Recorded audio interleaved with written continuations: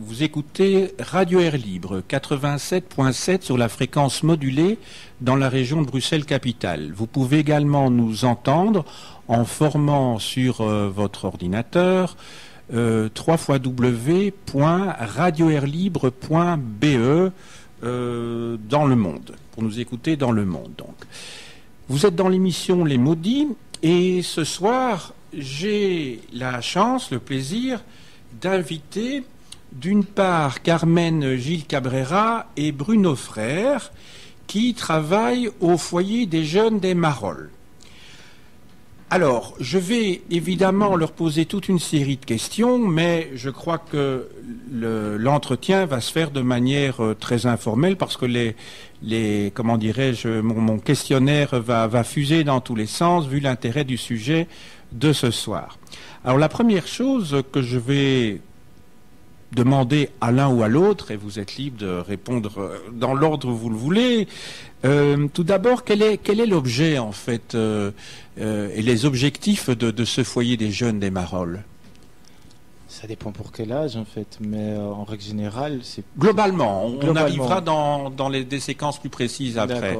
Globalement. Globalement, c'est mettre sur de bons rails les jeunes qu'on a et qui nous fréquentent, en fait.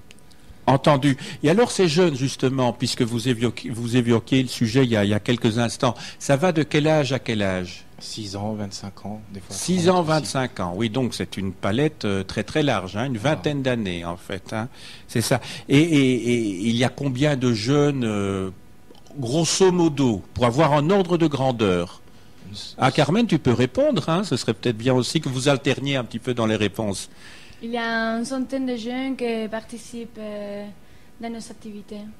Oui, et cette centaine de jeunes se répartit comment suivant les tranches d'âge? Donc d'abord les 6-12, puis les 12-15, et puis ceux qui ont plus de 15 ans, pour avoir une petite idée. Oui, comme vous avez dit, c'est 6-12, 12-15, et il y a encore une tranche d'âge entre 16 et 20 ans. Oui. Et après, c'est de 20 les pensionnés, à 26. Ça, les retraités. Voilà. Et en gros, ça fait combien plus ou moins de jeunes entre 6 et 12 par rapport à c'est une centaine en tout, si j'ai bien compris. Oui. En gros, ils représentent quoi? 20%, 25%? C'est 25 enfants qui participent à... Qu'au moins de 12 ans. Oui, inscrits à l'école de devoirs. Oui. Et qui font des activités tout autour. Et alors après, les 12-15 ans, ça fait combien, ça, plus ou moins? Ça fait 10... Un ordre de grandeur, oui. Et puis alors les 16-20? Là, il en a beaucoup, ils sont une quarantaine au moins. Ah oui, donc ça c'est le gros peloton, si je puis dire. C'est plutôt globalement, ce sont les 16-20. Si je compte bien d'après les... 26, oui. Et 20-26 encore, oui. Ouais, c'est-à-dire qu'entre 18 et 25 ans, disons, il y en a qui viennent, qui repartent, ils sont pas tout le temps... Oui, je comprends bien. C'est pour ça que ça dépend. Mais quotidiennement, on travaille avec une vingtaine de jeunes dans des ateliers, des trucs comme ça. Alors maintenant, ce serait peut-être intéressant d'expliquer ce que l'on fait, je dirais, avec ces jeunes, ces enfants, ces adolescents, puis ces jeunes, au sens large du terme, à l'intérieur de ces catégories. Qu'est-ce qu'on fait plutôt avec les petits, entre guillemets, donc ceux qui ont entre 6 et 12 ans? Carmen? Oui, il y a l'école de devoirs, où les enfants s'inscrivent, et à partir de l'école de devoirs, on fait une série d'activités. On fait ateliers culinaires, ateliers de musique, du sport, des sorties à des musées, des autres choses. Oui. Et ça se fait juste après la sortie de l'école ou le week-end?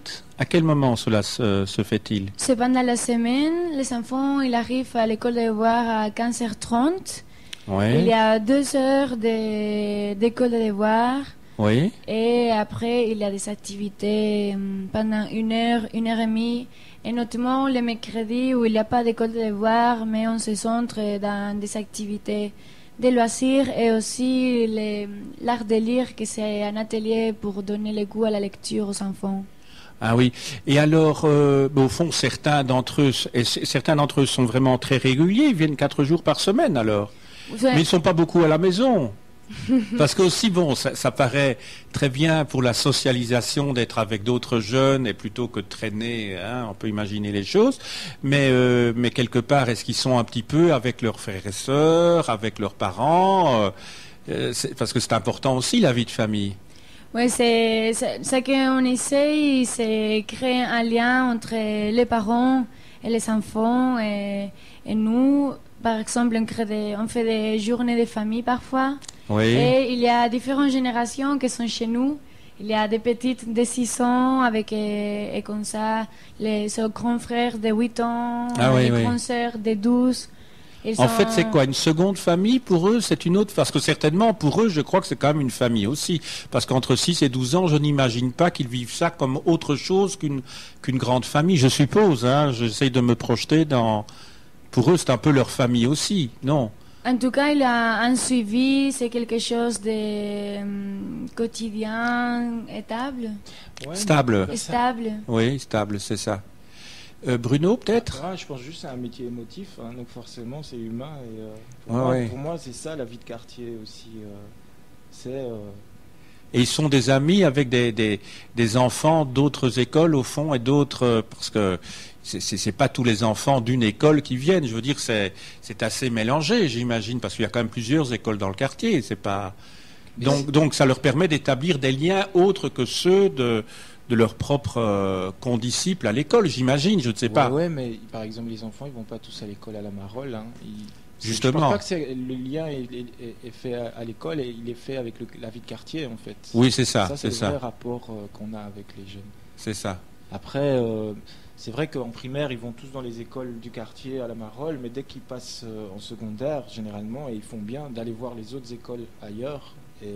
Et en fait, géographiquement, ça correspond à quoi ce que l'on appelle les Marolles? Est-ce que c'est tout le quartier qui se trouve au sud du palais de justice jusqu'à la gare du Midi? C'est pour avoir une petite idée, et qui se trouve à l'est du boulevard Le Monnier? Non, j'essaie de situer un petit peu. C'est quoi? Entre la porte de Halle, le palais de justice et le boulevard Le Monnier? Enfin, j'essaie de voir en gros. Tu pars du palais de justice, oui. Tu descends tout le boulevard jusqu'à la gare du Midi. Oui. Ensuite, tu longes le boulevard, je ne sais pas si c'est un boulevard, Stalingrad, et tu remontes par le long de la porte de Halle, quoi. La Chapelle, les Brigitines, et tu arrives au palais de justice par le haut, et là tu as la ceinture. Il y a plusieurs quartiers à l'intérieur. Hein. Oui, c'est ça. Il y a la Marolles et les Marolles, c'est très différent.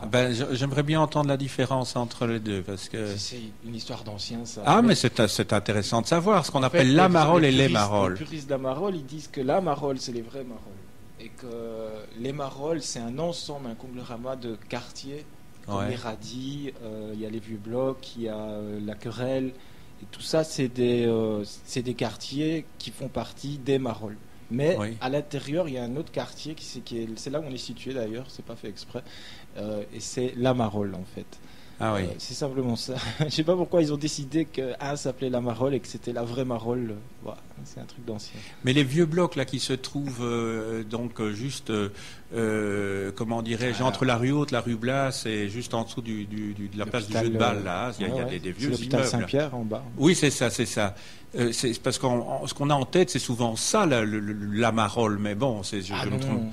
Non, la Marolles, c'est encore plus à l'ouest, alors. Moi, il y a un truc que j'aimerais dire par rapport à ça, c'est que généralement, les Bruxellois qui veulent rendre visite dans les Marolles et rencontrer l'aspect typique de Bruxelles, font rue Haute, rue Blas, marché aux puces. Oui. Et c'est vrai que ça ressemble un peu à Bruxelles dans une bouteille, mais c'est pas les Marolles, ça. Ça va au vieux bloc, ça va à la Querelle, les Marolles. Ce qu'on appelle les vieux blocs, c'est quoi? Ce sont les bâtiments dont je parlais maintenant. C'est tous les bâtiments sociaux qui sont alignés. Il y a 5 buildings et qui près sont de l'hôpital Saint-Pierre, donc. Oui, je vois, qui sont tout à fait semblables. Et qui ont une esthétique, en fait, qui était... C'est quoi, les années 20 ou je ne sais pas? Les années 30, Les années 30, c'est ça. Ça a été spécialement conçu par un architecte pour pouvoir... C'est une innovation à l'époque. Hein. C'est pas de Skive, un architecte, non? Parce que comme j'ai vu le coin de la place, c'est pas celui-là. Non, ça c'est celui qui aurait construit celui du pas de justice, je crois. Pas de justice. Oui. Entendu. Et alors, maintenant pour la tranche 12-15, ça c'est peut-être Bruno ou... Moi, j'alterne. C'est pas encore, c'est pas vraiment mon groupe. J'ai déjà fait des activités avec eux, mais j'alterne avec eux de temps en temps. C'est les plus âgés, je crois. Hein. Moi, c'est les plus âgés. Ouais. Alors Carmen, alors pour les 12-15 ans, comment ça se passe? Qu'est-ce qu'ils font? Il y a des activités d'animation,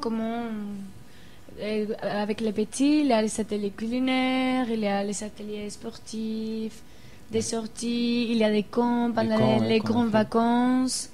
Et à part les sorties et toutes les activités de loisirs, il y a aussi un soutien scolaire qui se tient les mardis et les jeudis pendant 2 heures, où moi je m'en charge de la coordination et on accueille des volontaires qui viennent donner un coup de main aux enfants avec leurs devoirs et leurs questions.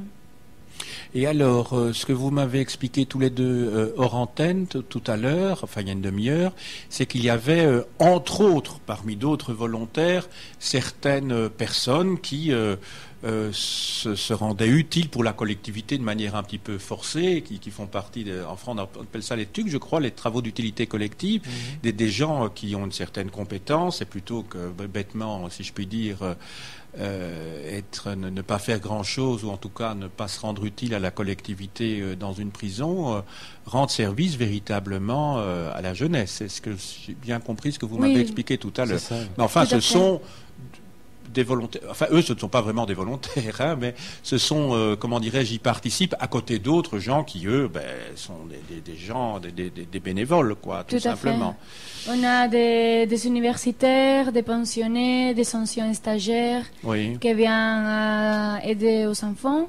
Et comme vous dites, par exemple, les gens qui ont sorti la poubelle, ou les jours qu'il ne fallait pas, ou ils n'ont pas bien fait le tri, ou ces gens de petits délits. Oui, c'est ça. Et ils sont non, payés... c'est pas des grands criminels, bien sûr. Oui, oui. Hein. On a bien compris que c'était pas des pédophiles ou ces gens-là qui travaillaient avec les jeunes et les enfants, hein, que ce soit bien clair pour tout le monde. Ils doivent prester quelque chose pour la société, du coup... Il vient nous donner aussi un coup de main. Et c'est très apprécié parce que ça donne la possibilité de rencontres assez imprévues, comme un chef d'entreprise, et des personnes qui sont pas habituées à venir à une maison de jeunes en cravate. Et les enfants, ils sont un peu... Ils sont impressionnés ou... Ah ouais, moi aussi, parfois. Mais c'était vraiment très intéressant. D'ailleurs, s'il y a quelqu'un qui a un peu de temps pour venir... Oui, voilà. Ah ben, on peut lancer peut-être l'appel. Hein, c'est pas... Est-ce que je peux donner vous pouvez peut-être les donner vos coordonnées, parce qu'on ne sait jamais que quelqu'un, comment dirais-je, souhaite participer à ce travail bénévole. Alors il faut peut-être expliquer, donc, quel est le type de travail bénévole qui peut être fait, pour qu'on sache déjà quelles sont les compétences qui seraient requises et demandées et souhaitées, et d'autre part, peut-être à leur donner les références du foyer des jeunes et la personne à contacter, peut-être avec un numéro de téléphone ou un fax ou une adresse mail. Hein. Voilà, alors peut-être Bruno. D'abord les compétences, on va peut-être dire quelles seraient les personnes qui seraient bienvenues, parce que ça ne sert à rien que tout le monde se mette à téléphoner pour des activités qui ne sont pas menées à bien par le foyer des jeunes. Donc ce serait dans quel créneau aurait-on besoin d'aide venant des adultes? Mais la majorité, c'est un créneau, les gens qui viennent de l'école, en fait. C'est tout ce qui est scolaire. On a vraiment besoin chaque fois. Parfois, il y a des gosses qui viennent avec des cours de chimie. C'est très difficile de répondre à certaines questions. Oui. Et, mathématiques, néerlandais. On a ça, mais il faut que ça roule, que ça continue, en fait. C'est ça. Si chacun il a une spécialité dans un domaine scolaire, nous, ça nous intéresse. Surtout les domaines scolaires, oui. 12-15 ans, en règle générale. Jusque 12-15 ans. 12-15 ans. Mais ça peut aller aussi au-delà. À 6 ans aussi, de 6 ans, parce que nous, on a ces écoles-là. Et au niveau sport aussi, c'est intéressant. Si on a une salle de boxe là où on a vraiment la capacité. Il y a des jeunes. Là, pour l'instant, on n'a pas de professeur de boxe. Oui. Et il y a la salle est vide, quoi. À part la boxe, il y a d'autres activités sportives comme ça. On pourrait peut-être savoir. Oui, on a 2 équipes de mini-foot. Oui, 2 équipes de mini-foot. Et nos jeunes jouent super bien. Mais il manque d'encadrement et c'est vrai que c'est. Il n'y a pas de l'escalade ou des choses comme ça, par exemple. Non. On en a pratiqué. L'escalade aussi. Oui. On avait rencontré, je me souviens plus de l'association, c'était Place Morichard. Oui. Ouais. Enfin, on les avait rencontrés, on a fait de l'alpinisme. Oui, là, on ouais. s'est rendu direct sur place pour les voir. C'est ça. Mais en règle générale, c'est sportif. Et dans le domaine artistique, éventuellement, non? Tout à fait, spécialement avec les 6-12. Oui. Et le mercredi, c'est un moment privilégié pour faire des activités artistiques, mais c'est toujours bienvenu aussi pour les 16-20, les 12-15, pour tous.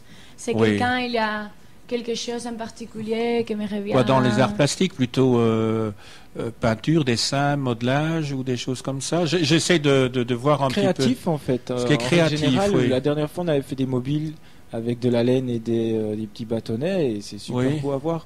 Ça dépend, on peut vraiment tout faire avec sa tête et ses doigts, donc on est arrêté sur rien, quoi. Alors, peut-être Bruno, maintenant on va passer à la tranche 16-20, parce qu'on a surtout parlé des 6. Ah, c'est encore Carmen qui veut s'exprimer. Alors Bruno, Carmen. Lui, c'est la période, alors c'est 20-26 alors. Moi, c'est les grands, on va dire. Ah, les très grands, oui, les retraités. Bon, on continue. Je représente les petits, mais je ne travaille pas avec eux directement. Ah, d'accord. Alors les 16-20. Mais là, c'est un groupe, ouais. Ouais, alors, les 16-20, c'est le groupe avec qui je travaille notamment. Et moi, je suis plus douée dans le domaine de la mobilité des jeunes. Du coup, ce que j'essaie, c'est proposer des projets à l'étranger où il y a différentes thématiques. Par exemple, maintenant, on part en Roumanie 2 semaines. Oui. Et dans quelle région? On part à Cluj-Napoca. C'est une région à côté de l'Hongrie. En Transylvanie alors? Oui, c'est la Transylvanie et c'est une ville étudiante avec beaucoup d'universitaires. Et là-bas, on va travailler dans une association qui accueille des enfants pendant la journée parce que les parents ne peuvent pas s'occuper d'eux pendant qu'ils travaillent. Et c'est prévu qu'on fasse de l'animation avec eux. Et sur le plan linguistique, parce que ce sont des Roumains, donc comment ça va se passer? Il faut savoir que le lien, il va se faire comment, le lien? Parce que c'est un peuple latin, donc je suis d'accord que c'est plus facile de s'exprimer, enfin de comprendre le roumain que le russe. Mais enfin, je veux dire, c'est pas évident quand même. C'est un des challenges, c'est un des objectifs aussi, un de ces projets, c'est améliorer ses compétences en anglais, que ça va être la langue la langue de travail. Il y a déjà des jeunes qui ont participé à plusieurs expériences à l'étranger avec le foyer des jeunes de Marolles, qui ont eu la possibilité de pratiquer des langues étrangères, évidemment aussi grâce à son effort à l'école. Et il faut savoir aussi que la Roumanie, c'est un pays très francophile. Ils sont latins. Oui, et pendant la dictature de Ceausescu, les Français étaient très favorisés comme langue étrangère. Et bon, finalement, quand on travaille avec des enfants, il faut vraiment y croire au langage corporel, à l'éducation, la communication non verbale. C'est tout à fait valide comme les autres langues orales. Et ceux avec qui vous allez travailler, ils ont quel âge alors en Roumanie? Entre les enfants? Oui. Entre 16 et 10 ans. 6. Entre 6 et 10 ans. Oui. Et ceux qui viennent de Belgique, eux, ils auront... Entre 16 et 20. Ah oui, donc une différence d'une dizaine d'années. Oui. Entre les Belges et d'autre part les Roumains. Tout à fait. C'est les grands qui vont s'occuper des petits, en fait. C'est les grands qui vont s'occuper des petits. Oui, et qu'est-ce qu'ils vont faire avec eux? En fait, on se prépare déjà, on se donne maintenant qu'ils ont fini les examens, on a plus de temps. Et nous, on joue d'abord entre nous pour après jouer avec les enfants. Ce mercredi, on a la preuve de feu, si on peut dire comme ça. Ah ouais, en dingo, là, je me souviens. Parce qu'on va aller jouer avec les petits enfants du foyer, les foyers des jeunes. Après quelques sessions où on a joué entre nous, c'est très rigolo. Ah oui, c'est ça. Et vous êtes logé où ça? Dans une auberge de jeunesse ou... C'est une école, un internat. Un internat. Et comme c'est l'été, les étudiants ne sont pas là. Du coup, l'association qui nous accueille a cherché... Et ça, ce sera deuxième et troisième semaine de juillet, c'est ça, non? Première et deuxième. On semaine parle de le 29. Juillet. Donc, la semaine prochaine, déjà. Ouais. Dans 9 jours, on sera en Roumanie. Avant que je poursuive, j'ai oublié de vous laisser la parole à tous les deux pour donner les références auxquelles les bénévoles pourraient vous contacter. Ce serait peut-être bien de les donner lentement. Alors je demande aux auditeurs qui seraient intéressés, le cas échéant, d'aller chercher du papier, d'aller chercher un crayon ou un bic. Voilà, on attend quelques instants, parce que sinon ça ne sert à rien du tout. Voilà, et alors je vais demander à Bruno de donner les références. D'accord, ok, bon, vous notez ça, hein. C'est au nom du foyer des jeunes des Marolles. Et donc foyer des jeunes des Marolles. Et si vous voulez, il y a un numéro de GSM, c'est le 0480. Non, c'est l'autre, c'est le 02. Non, je crois que c'était le numéro personnel de Carmen qui allait avoir des tas de gens qui allaient lui téléphoner. Je vous donne le fixe, ça va? Voilà. Donc, 02 parce qu'on est à Bruxelles, 512 78 68. Je Alors, répète. Hein. Lentement. Ouais. Donc, c'est le 02 512 78 68. Et il y a un numéro de mail peut-être, non? Oui, alors le mail c'est Zebra en fait. Est-ce que c'est bien c'est le numéro personnel? Ouais, c'est le mail de... Non, c'est le mail des Marolles, hein? Non, mais pourquoi tu c'est ma carte. Mais oui, voilà, c'est sa carte personnelle. Alors voilà. Carte personnelle, vous Attendez, savez, moi j'en ai même pas. Voilà. Tu vas juste le faire pour toi. Voilà, alors Bruno va... Ok, donc en fait c'est très facile. Comme on est au foyer des jeunesses des Marolles, vous notez FJM et puis FJ Marolles en fait, avec un S à la fin, @gmail.com. On recommence. Donc c'est FJ Marolles, vous notez. Avec un S, Marolles. Avec un S à la fin. Oui, donc Marolles, c'est avec un R et deux L. Hein? FJMAROLLES. Oui. Et alors, comment on dit ça? Oui. Hotmail, non, gmail.com. Voilà. C'est pas moi qu'on engagera pour Belgacom pour faire les listes d'attente. Voilà. Et je vais peut-être récupérer la carte parce que j'en aurai peut-être encore besoin dans l'avenir, qui sait. Merci beaucoup. Merci à vous. Voilà. Alors, maintenant, on va peut-être aller chez les plus vieux. Chez les vieux. Je ne parle pas de Bruno, je parle de ceux dont il s'occupe. Ouais. Mais il est le plus vieux aussi, hein, ceci dit, par rapport à Carmen. Bon. Oui. Donc voilà. Il y a une question? Comment? Il y a une question qui...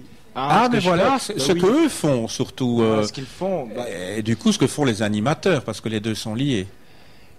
Ça se passe à plusieurs niveaux. Il y a d'abord l'accueil, en fait. Ça veut dire qu'entre 4h et 8h, on les accueille. Il y a une salle de jeu où ils peuvent jouer aux échecs. J'espère bien que c'est le soir, entre 4h et 8h, sinon c'est le bagne. Hein.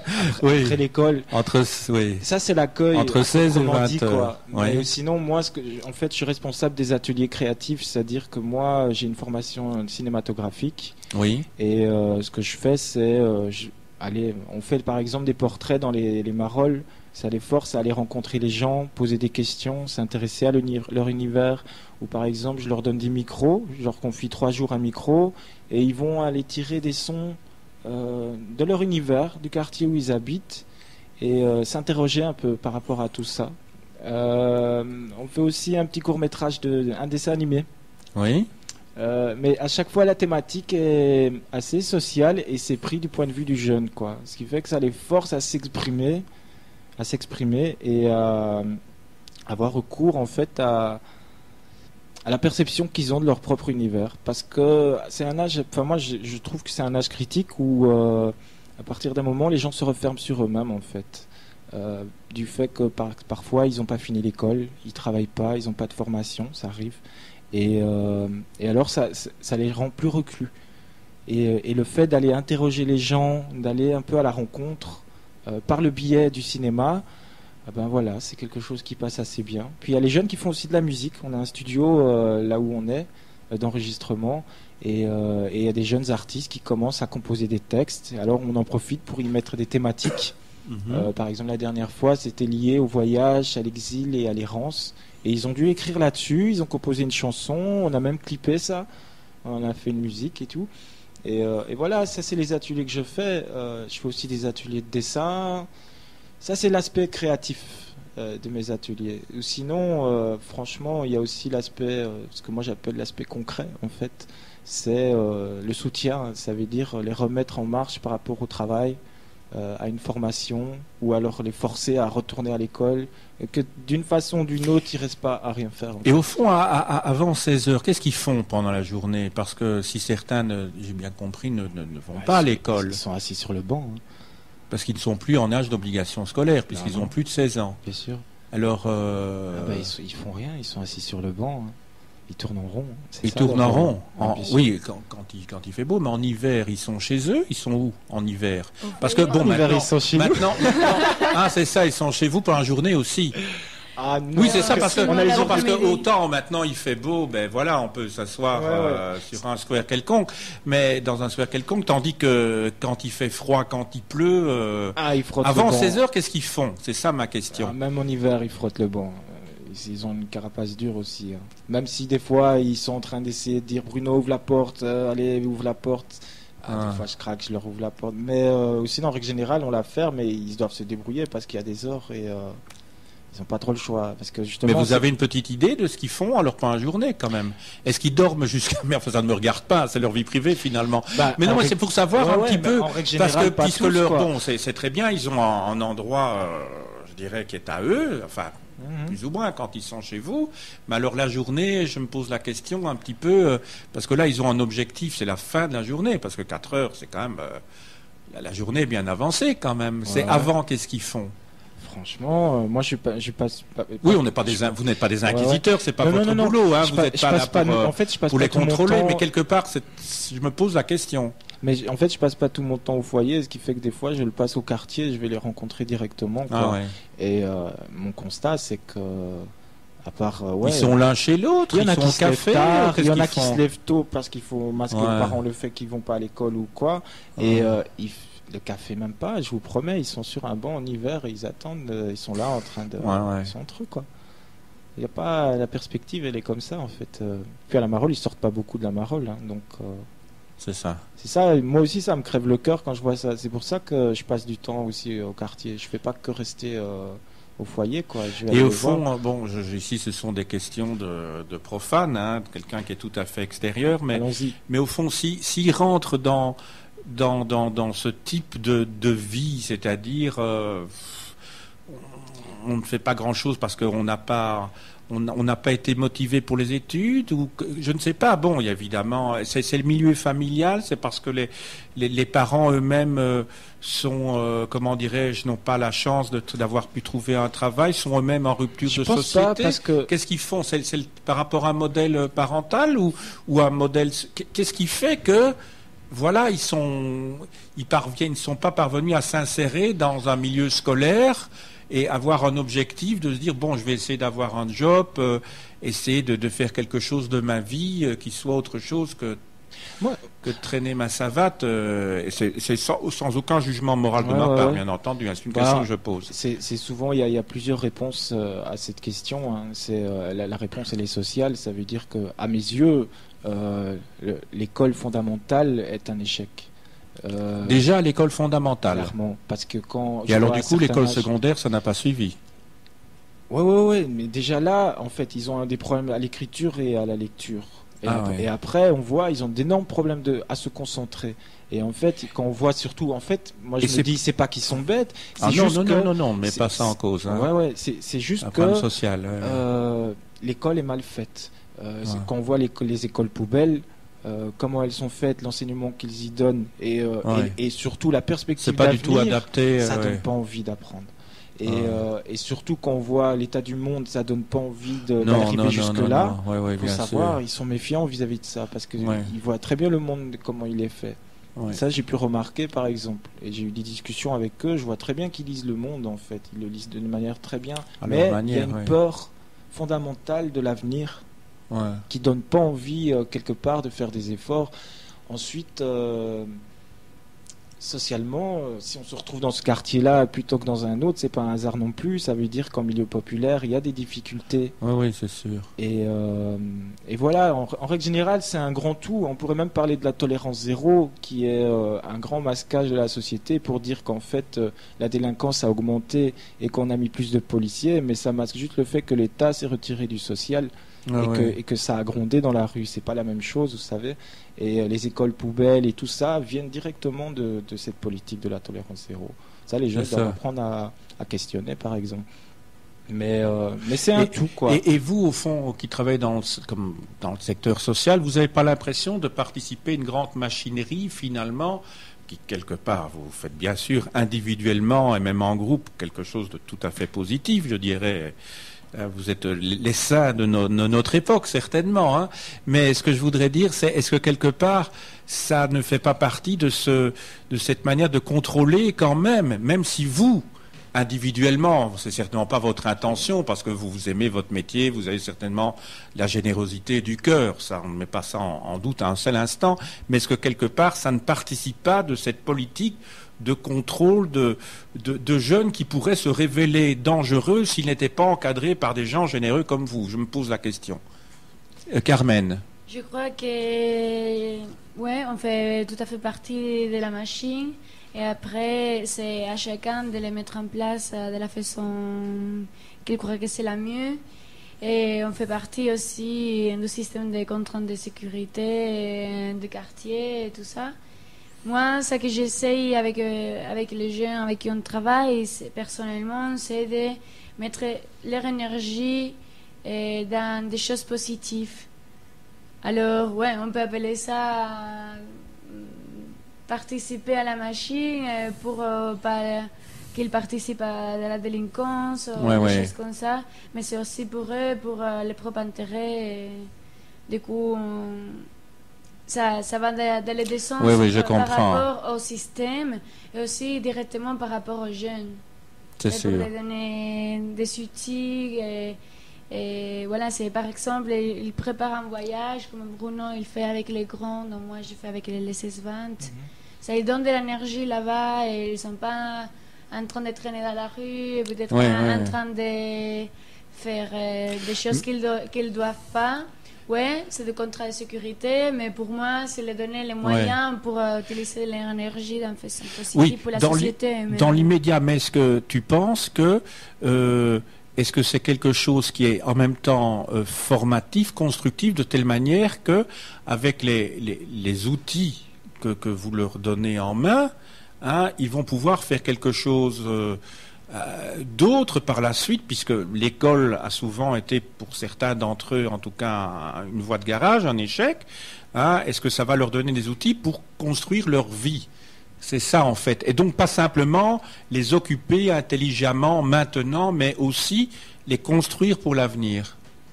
Ça serait prétentieux de dire qu'on va les changer la vie et qu'on est ses sauveurs et tout ça. Je ne crois pas du tout. Mais par contre, je crois très fermement à l'éducation non formelle. Ça veut dire que, bon, l'éducation formelle qu'on apprend à l'école, l'éducation informelle qu'on apprend dans les copains et dans la rue et tout ça. Il y a l'éducation non formelle qui est cadrée dans des activités où on expérimente par nous-mêmes des choses. Et je crois que peut-être on n'est pas très conscient, mais il y a des choses importantes qu'on apprend. Par exemple, moi j'aime bien travailler sur l'engagement. Quand on dit qu'on va participer, j'essaie de les apprendre qu'ils devraient être là. C'est des choses qui vont pas les changer leur vie, mais si à un moment donné ils trouvent un boulot et ils ont appris la valeur de tenir sa parole, c'est quelque chose qui va les aider. Et comme ça, il y a beaucoup d'autres exemples. Ouais, il y a les valeurs humaines aussi qui sont super importantes, comme la solidarité, je veux dire. Et on ne fait pas un plat de cuisine chez nous sans le partager, c'est obligé. Et il y a un côté comme ça où les grands doivent s'occuper des petits, où chacun essaie des valeurs humaines en fait qu'on retrouve là, mais que aussi, hein, attention, moi j'apprends d'eux aussi des valeurs humaines que j'ai pas forcément. Mais je pense que c'est clair que on vit dans un grand cirque et que tu joues ou tu joues pas. Donc si tu fais de l'associatif, c'est que tu dois tourner dans la même roue. Donc forcément, on fait partie du cirque. Mais tout dépend comment tu tires ton épingle du jeu. Je pense que si tu as des valeurs qui sont à toi et que tu as envie de les transmettre et que tu triches pas, parce que tous les milieux dans lesquels on peut être à la finance ou à l'associatif, on peut tricher, tandis que si tu triches pas et que tu as un corps à faire les choses, je pense que les jeunes ont vraiment l'occasion. Moi, j'ai déjà eu cette année 2 ou 3 fois pu voir à des moments clés le soutien qu'on peut apporter à des jeunes au moment où ils sont encore un peu fragiles, au moment où ils peuvent très vite tomber dans le défaitisme ou dans l'effet de groupe, les jeunes, la délinquance et retomber là-dedans. Et si toi, tu es là au bon moment et que tu lâches pas ta parole, et l'enfant, il voit ça.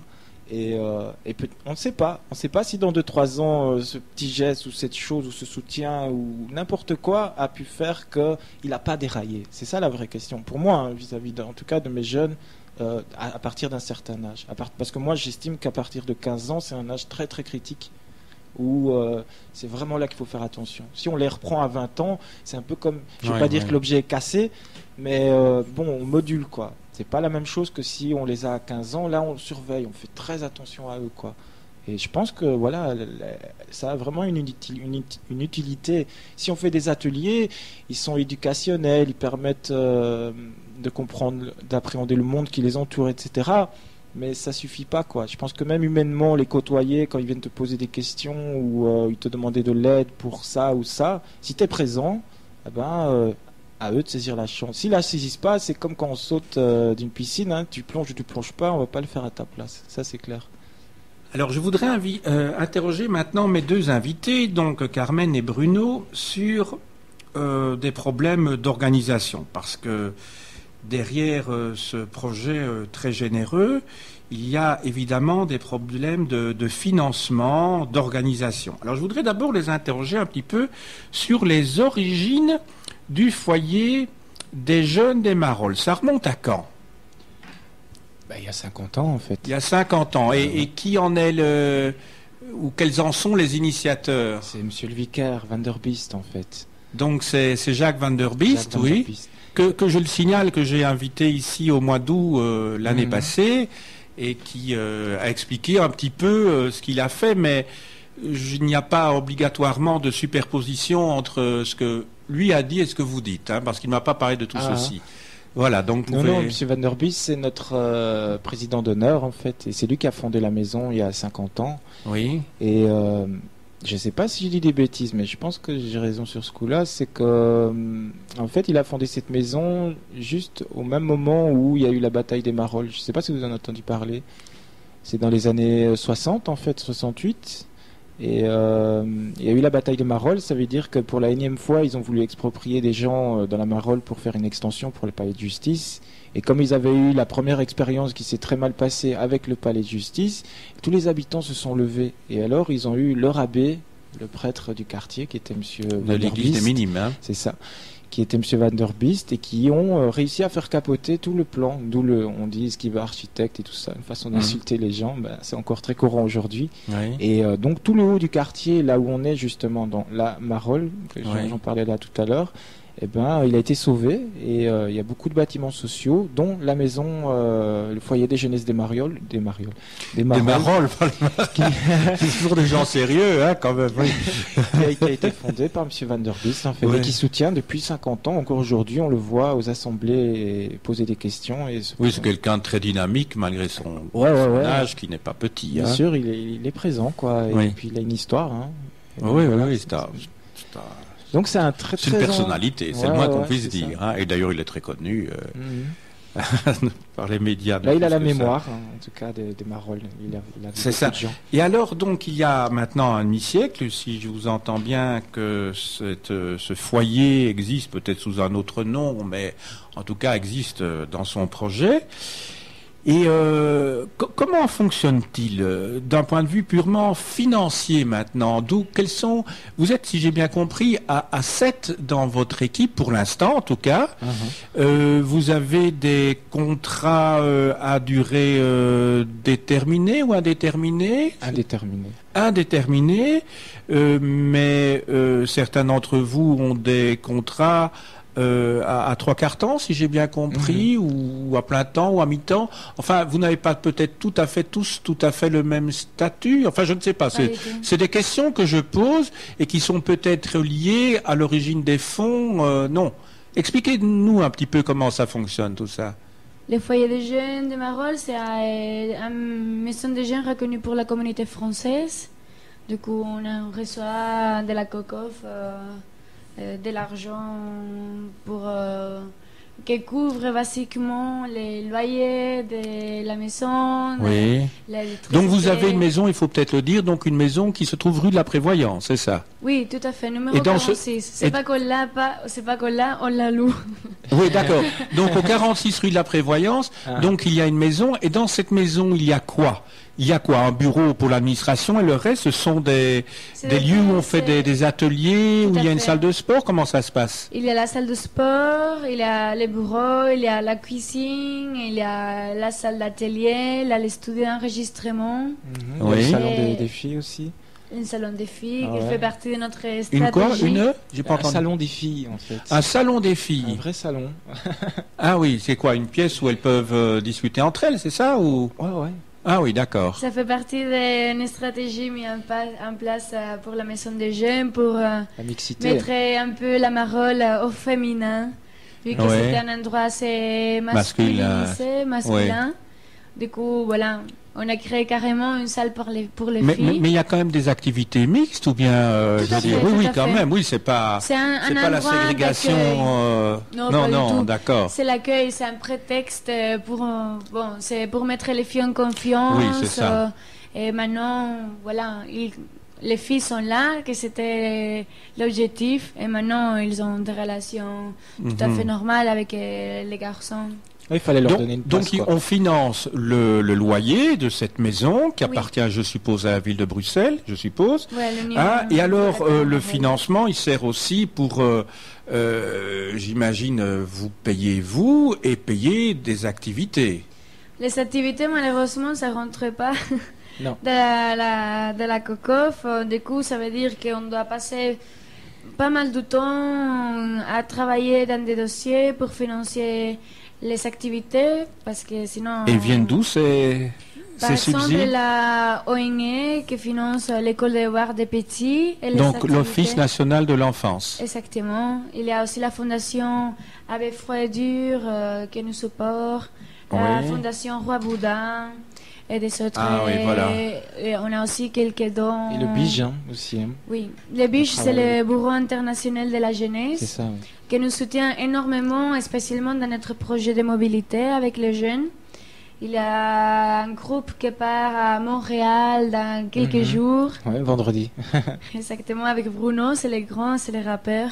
Vous partez combien de temps? On part 15 jours à Montréal. Ah oui. Ouais. Et on va faire un documentaire là-bas sur l'art de la rue, en fait. Et ça, c'est pour les 20-25 ans, ça? Ou les 18-25 ans, ouais. 18-25 ans. Ouais. C'est en règle générale. Il ne faut pas faire trop de publicité pour le 46 de la rue de la Prévoyance, parce que je crois que le public va affluer si on sait qu'on part en Roumanie, à Montréal. On va se dire que finalement, vaut mieux habiter au Maroc qu'ailleurs. Hein. Enfin, c'est au second degré que je dis ça, sans dérision. On essaie de faire le mieux possible pour donner le maximum de possibilités à des jeunes avec de s'ouvrir vers le monde, Et alors, qu'est-ce qu'ils vont faire justement, Montréal? On repartira dans la tranche organisation après. En fait, on va rencontrer une maison de jeunes là-bas. Déjà, on va collaborer avec eux. Et le truc, c'est de rencontrer en fait dans la rue ou un peu partout à Montréal des artistes qui sont liés à la rue en fait. Ça peut être du slam, ça peut être du graffiti. Nos jeunes eux-mêmes sont des artistes. Ils font ou du graffiti, ou ils rappent, ou ils prennent la caméra. Et pour le rap, ils composent les textes aussi. Voilà, c'est ça. Alors s'il y a une thématique, ils composent les textes en conséquence de cette thématique. Mais la thématique, c'est eux qui la choisissent ou comment ça se passe? Pas toujours. Hein. La dernière fois, c'était une thématique imposée, vu qu'on nous finançait par exemple sur ce que j'avais dit sur le voyage, c'est lié au financement. Oui, c'est le financement qui... Non, parce qu'en fait, ce qui se passe, c'est que c'est nous qui créons notre projet avec les jeunes. Ce qui fait que les jeunes peuvent décider et vous le proposez, de la thématique. On le propose. Et après, si par exemple au BIJ, à qui on a envoyé le dossier, ils ont dit oui, nous sommes d'accord, on aime beaucoup ce que vous faites, vous voyez, à ce moment-là, voilà, on est créateur de notre propre idée. Tu pourrais nous donner des exemples justement de thématiques pour le rap ou pour le slam, je ne sais plus. Par exemple, qu'est-ce qu'il y a en vue pour l'instant? Qu'est-ce que concrètement ils ont fait comme texte pour ces chansons? Ah ouais. En fait, ce qu'ils ont fait, c'est qu'ils ont commencé à faire un premier texte ici dans la Marolles, en fait, qui était d'abord raconter un peu leur quotidien, où ils étaient. Ça veut dire, là, en l'occurrence, des vieux blocs. On a filmé là, au vieux bloc, et on va amener ces images, en fait, à Montréal, et on va pouvoir montrer un peu l'univers dans lequel eux sont, et montrer un peu, finalement, un langage commun qui est, par exemple, le hip-hop, que tout le monde partage, mais des problématiques différentes. On ne les a pas forcément les mêmes à Montréal qu'à Bruxelles. La question, c'est de s'intéresser à l'autre et de voir un peu comment on peut échanger, s'entraider. Mais ça part d'histoire personnelle ou d'histoire de quartier? Non, c'est une question que je pose parce que ça m'intéresse. Il y a quoi, par exemple, dans ces morceaux? En règle générale, ça parle de la société, ça parle de l'ennui. En fait, leur quotidien, quoi. C'est l'ennui. Ouais, il y a une grande part d'ennui dans ce qu'ils ont, quoi. Et puis finalement. Et c'est un regard sur eux-mêmes, un regard sur leur quartier, sur la société en général, sur leur vie qui est bouchée, sur. Moi, je pense plutôt c'est ça. Fondamentalement, ces jeunes, à la base, ils sont à un âge où ils commencent d'abord par parler d'eux-mêmes. Déjà, tout artiste commence par, on va pas dire. C'est le problème de l'identité, de toute façon. Voilà, c'est ça. Après, on en échappe, quoi. Et nous, notre but, c'est ça aussi. Avec d'abord, savoir qui je suis et comment je me situe par rapport au monde qui m'entoure. Et puis, les dégager de ça pour élargir l'histoire, leur donner une tonalité beaucoup plus large. Ça veut dire s'intéresser à la société. Le but, c'est ça. Mais fondamentalement, ils vont d'abord venir avec la question de l'identité. Et puis après, notre but, c'est de les écarter vers autre. Et d'ailleurs, c'est pour ça qu'on part à Montréal, parce que ça va les forcer. Et au fond, quand je dis l'identité, c'est l'identité, eux en tant qu'individus, ou par rapport à un groupe social, ou éventuellement par rapport à une origine, je dirais, je ne sais pas si vous avez beaucoup de jeunes de la deuxième ou troisième génération, je ne sais pas, issus d'immigration. Est-ce qu'ils se posent des questions par rapport au pays de leur père, de leur grand-père, de leur arrière-grand-père, je ne sais pas, enfin je dis père ou grand-mère. Enfin, si, ils l'ont fait. Et d'ailleurs, ça a été l'occasion de découvrir que finalement les gens ont beaucoup de mélange en fait. On croirait qu'on voit beaucoup de Congolais, mais en fait il y a des Nigérians, des Angolais.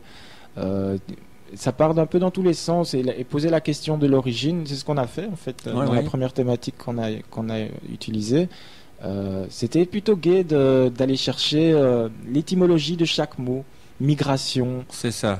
Exil, errance, toutes ces choses qui finalement peuvent aussi se tourner de manière poétique en fait. Et au fond, plutôt que je n'ai pas à m'en mêler de toute façon, mais ce sont des questions que je pose. Voilà.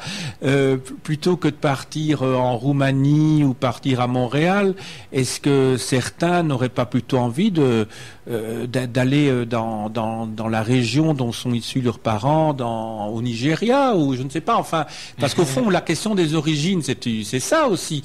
Bon, c'est s'ouvrir vers. D'accord, j'ai bien compris, c'est s'ouvrir vers le monde extérieur et peut-être sortir d'un passé dans lequel ils se sentent peut-être enfermés dans leur famille. Je ne connais pas du tout leur histoire, donc je n'en sais rien. Mais parfois, essayer de retrouver les origines, ou bien ça ne leur dit rien du tout. Au contraire, c'est du passé, c'est l'histoire de nos parents, de nos grands-parents. Nous, on va vers l'avenir, donc on comprend que l'Amérique, ça fait plutôt rêver, plutôt que le Nigeria, a priori, je dirais. Non. Je ne sais pas, c'est une question que je pose. En fait, ils m'ont posé la question. Ils m'ont dit que l'année prochaine, ils voulaient absolument aller faire un projet au Congo, en fait, par exemple. C'est ça. Moi, je trouve que c'est une merveilleuse idée. Et j'ai vraiment envie de faire ça plutôt qu'autre chose, en fait. Voilà. Ouais. Mais je pense que là, la donne va être beaucoup plus profonde, en fait, forcément, au niveau de la thématique. Mais ici, Montréal, c'est parce qu'effectivement, on traverse un continent, on est proche de l'Amérique, on parle en français dans cette ville. C'est une occasion d'aller se surprendre, mais d'aller par exemple au Congo, au Nigeria, en Angola ou qui sait Maroc, Là, on touche effectivement à des racines et c'est beaucoup plus profond. C'est pas. Je me demande même si 15 jours culturel, il y a plein de choses à découvrir aussi, sur le plan artistique et autres, enfin. Bien sûr, c'est ça l'échange. Ben oui, il y a les griots et les autres, bien sûr. Alors, on en était, je reviens au problème du financement. Donc on a dit que ça sert à couvrir des besoins élémentaires qui sont ceux de l'allocation du 46 rue de la Prévoyance, que tout le monde connaîtra bientôt.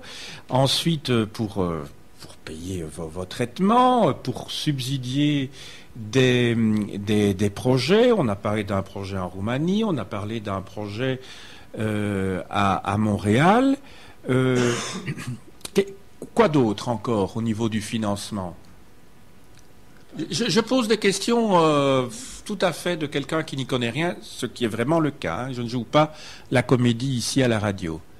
Oui, il y a... Parce que c'est des problèmes, j'imagine, qui sont tellement concrets et quotidiens pour vous quand vous êtes dans votre bureau. Vous dites, voilà, et on doit faire absolument, on doit contacter ceux-là, parce que sinon, dans 6 mois ou dans 1 an, on n'aura pas nos sous et on ne pourra pas mener à bien un projet. Donc pour vous, c'est votre...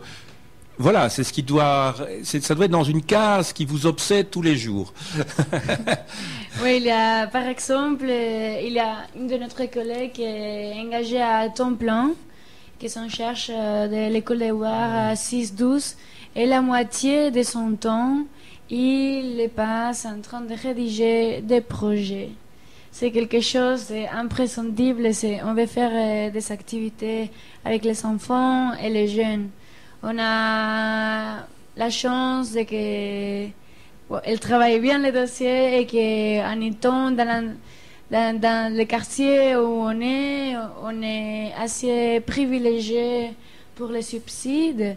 Ça ne veut pas dire du tout qu'on est des riches. Voilà. Et c'est de l'argent très juste, c'est jamais assez parce on vise large. Mais il n'est pas seulement au niveau d'argent que... Non, je pense aussi... C'est pas le problème majeur pour vous, l'argent?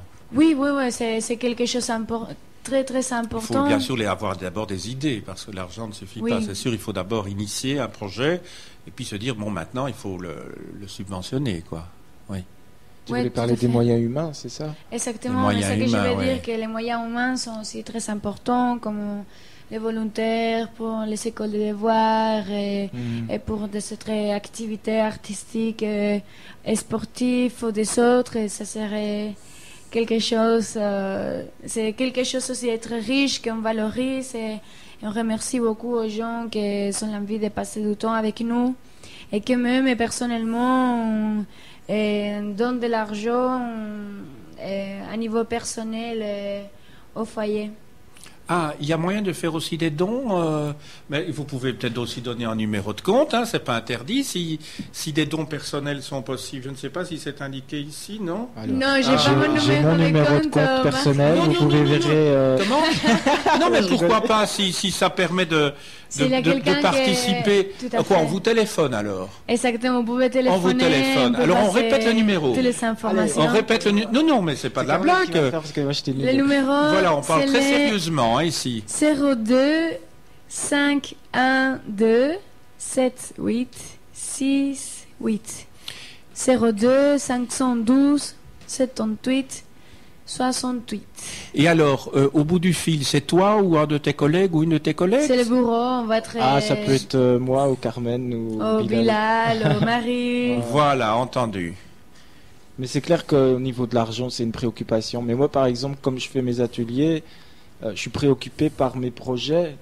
S'ils capotent, c'est la galère. Alors j'imagine que c'est clairement la même chose au niveau financier, parce que je pense pas qu'il y a beaucoup de maisons qui sont en positif en fait. Je pense pas que l'univers associatif est en positif. Je pense que beaucoup de gens sont endettés et que... À la ville de Bruxelles, il y a d'autres maisons comme la vôtre dans la ville de Bruxelles, parce que au fond, à la ville de Bruxelles, on va essayer... Non, on va dans la ville de Bruxelles, peut-être au Marolles même, et puis la ville de Bruxelles. pour savoir un petit peu quelle est l'ampleur de ces... Bon, j'imagine qu'il n'y a pas qu'au Marolles, ou j'espère en tout cas, mais c'est pas le seul quartier où il y a des problèmes sociaux et pour les jeunes. Donc on peut espérer qu'ailleurs il y ait aussi des choses semblables qui se passent. C'est la même chose, fondamentalement. Moi, donc déjà, ne fût-ce que dans le Pentagone. Ouais. Et il y a d'autres lieux où il y a aussi des activités, des maisons comme la vôtre? Oui, il y a beaucoup d'autres associations, mais dans notre propre quartier. Oui. Il y a des autres associations qui font des activités qui ressemblent bien aux nôtres. Et on travaille en fait en partenariat avec des autres associations, notamment du quartier, parce qu'ils sont plus proches, mais il y a des autres projets qui se visent, même avec des maisons de jeunes néerlandophones comme Chicago, à côté du canal. Et c'est important qu'on travaille ensemble parce qu'on fait... peut-être la même chose, on est complémentaires en tout cas.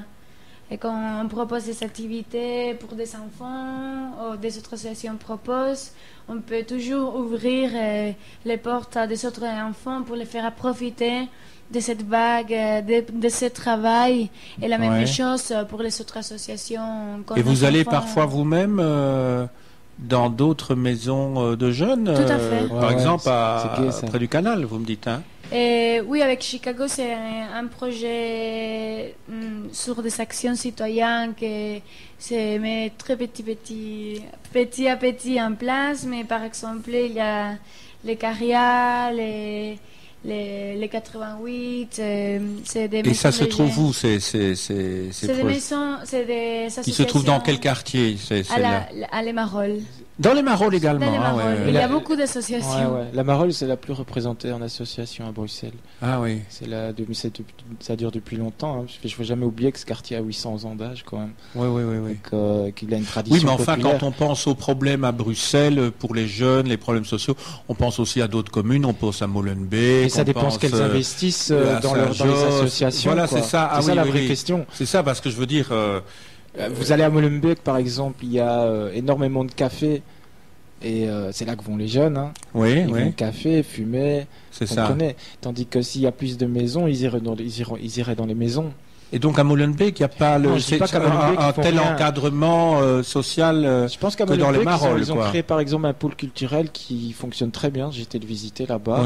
Mais je ne pense pas qu'ils ont autant de maisons que par exemple à Bruxelles ou rien que dans les Marolles en fait. Et en tout cas, c'est une réalité. Moi personnellement, je ne connais pas très profondément, mais parce que par proximité, c'est les associations du quartier de la Marolle avec qui on travaille. Ouais. Bah, moi, je me souviens, en fait, comme je fais des formations, on rencontre d'autres animateurs et ils me racontent un peu leur réalité à eux, à Anderlecht, à Molenbeek. Et en fait, ça dépend le niveau. C'est un peu comme les hôtels. Si vous avez une étoile, 2 étoiles, 3 étoiles, 4 étoiles, le standing, en fait. Et si vous réussissez à avoir vos étoiles, vous avez plus de financement de la commune qui vous aide, en fait. Mais il y a beaucoup de quartiers où il reste à 1 étoile avec 2 personnes qui essaient de faire un truc pour 10 personnes. Et dans un quartier où ils ont bien besoin de 10 animateurs. C'est ça. Et je pense que le problème... Et vous, c'est 3 étoiles alors, si j'ai bien compris. Moi, je dirais pas 4, mais ça va. On est bien, quoi. Vous êtes à l'aise, On a une dynamique, on a assez d'animateurs que pour gérer l'ensemble, quoi. Franchement, on n'est pas perdu. Et ça tourne, ça veut dire que si l'un d'entre vous part parce qu'il a un autre projet de vie à un moment donné... il faut le remplacer. Oui, il faut le remplacer, mais je veux dire... Il y a des gens qu'on peut dire qu'ils sont irremplaçables. Oui, bien sûr. Mais peut-être dans le souvenir. Non, mais je veux dire, ça tourne, c'est-à-dire que si l'un d'entre vous part, je veux dire, il y a quand même l'espoir de retrouver quelqu'un... Tout à fait. Maintenant... Voilà. En fait, on cherche un animateur socio-sportif. Sportif. Oui. Et pour des jeunes de quel âge? Les 12-15. Ouais, mais c'est ça va être peut-être un peu plus large. 12-15, 15-18, entre les deux. Mais quoi, bénévole ou payé? Mi-temps. C'est un mi-temps, ouais. Et c'est important que ce soit ACS parce que ça, c'est un des pièges. Il doit être ACS. Dans l'associatif, il faut que ça fasse... Voilà, passer longtemps au chômage avant de pouvoir travailler. Ah oui, ça c'est un peu dommage, mais enfin c'est comme ça. Ouais, c'est comme ça dans l'associatif, sinon on n'aurait pas les moyens pour engager quelqu'un pour les jeunes. Ouais, voilà. Entendu. Voilà. Ben, je crois qu'on a fait le tour quand même de beaucoup de sujets. Est-ce que vous voyez encore certaines choses qui méritaient d'être évoquées et que par mégarde ou par ignorance, je n'aurais pas traité avec vous? Il faut peut-être le dire maintenant à l'antenne, parce que ce sera un petit peu dommage qu'une fois que celle-ci ne soit plus là, qu'on dise « Ah, mais on aurait bien voulu parler de tel sujet !» et on n'a pas eu l'occasion. Donc ici, vous êtes à Radio Air Libre. On a fait un condensé, ça va. Comment? On a fait un condensé, ça va. Oui, mais il y a peut-être des choses. Je crois que Carmen veut dire quelque chose, là, non? Je voudrais inviter, on a fait un clair appel à des bénévoles à participer à cette activité, mais spécialement...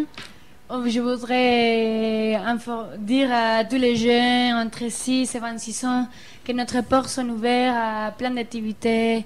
Et c'est des activités qu'on ne met pas en place, on peut réfléchir comment faire ensemble. Voilà, tous les jeunes sont les bienvenus à passer donc chez 46, c'est bien 46, hein, rue de la Prévoyance. C'est donc la rue qui est juste derrière le palais de justice, sauf erreur de ma part, et qui part du boulevard. Hein, et qui va vers le centre. Le métro Hôtel des Monnaies, pour monter un petit peu. Voilà, c'est ça. Vous rentrez dans la Marolles, quoi. Près de la rue Hollen, voilà.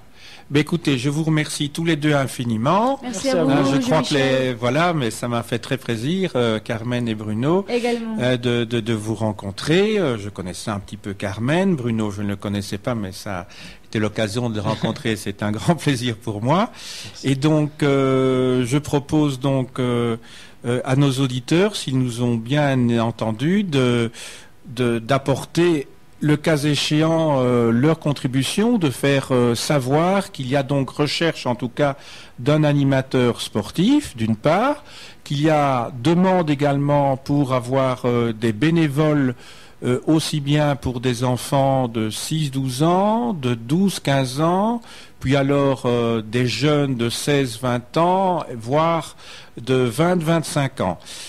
Et enfin, les dons sont toujours bienvenus et on vous a transmis tout à l'heure, communiqué le numéro de téléphone du foyer des jeunes des Marolles. Et vous pouvez, si vous n'avez pas eu le temps de prendre les références, prendre contact avec Radio Air Libre et on se fera un plaisir de vous communiquer à nouveau ces références. Il me reste à terminer mon émission comme d'habitude et je vais la terminer d'une manière peut-être un petit peu plus joyeuse parce que vous savez que cette émission s'intitule Les Maudits et je voudrais quand même ne pas rester sur cette note pessimiste qui est la mienne dans l'épilogue habituel et donc je vais faire sauter la dernière phrase et terminer sur une note quand même un petit peu plus optimiste. Le monde est plongé dans les ténèbres. Dans la nuit, les chats noirs hantent la